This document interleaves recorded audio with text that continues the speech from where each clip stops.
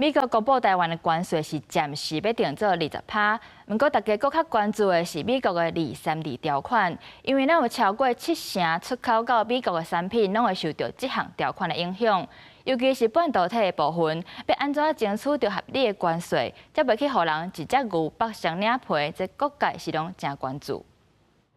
美国宣布8月初开始，台湾对顶关税税率暂时是20%，比附近日本、韩国等竞争对手较悬，引起市场关注。不过专家表示，台湾出口美国差不多75%产品是在美国贸易扩张法第232条规定内，所以对顶关税敢若是开始，所来去2礼拜内要公布美国232条款半导体关税，这是影响台湾上关键的时阵。晶圆代工的全球市占率，以台积电来讲，就已经高达了67%。无论是台湾或者是南韩的话，都恐怕会是232条款的一个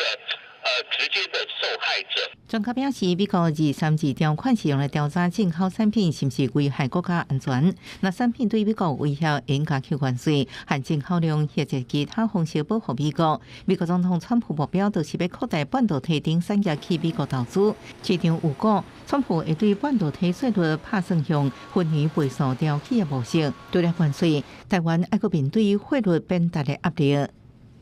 昨天晚上公布的美国就业数字，那因为很差，所以让美元有明显回落，所以有可能下礼拜一可能股市下跌会冲击汇市。专家认为，目前台湾对顶关税20%，甲东南亚国家同款，可能是川普政府为防止中国出口生产地采取的措施，打算就这个国家建立对中国科技业封锁的缓冲区。